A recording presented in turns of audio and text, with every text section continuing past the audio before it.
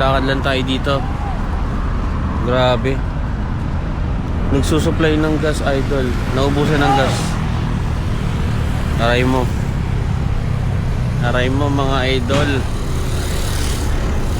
Grabe, pati yung tanker naubusan na rin ng gas mga idol.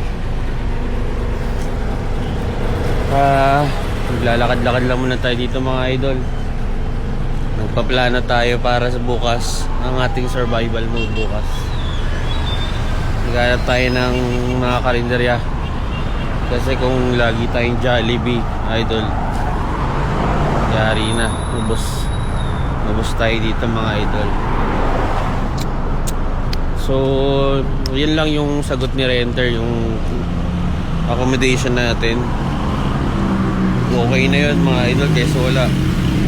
Para pagkain na lang intindihin natin. Hanap na lang tayo ng mga ano dito, mga karinderya siguro para bukas. Wala, ang gagawin lang natin dito ngayon mga idol is magkukulong lang talaga tayo sa kwarto. Pero pinayagan tayo ng renter natin bukas na pumunta tayo dun sa accommodation nila, dun sa may pool beach.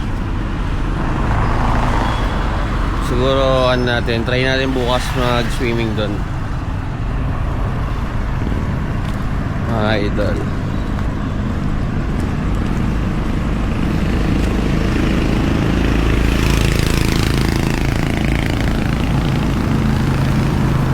Tayo mga lods.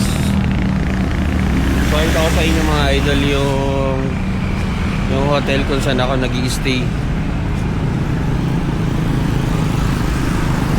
May mga idol yung hotel na nag-i-stayan ko. Ayun na, Travel Light Express Hotel.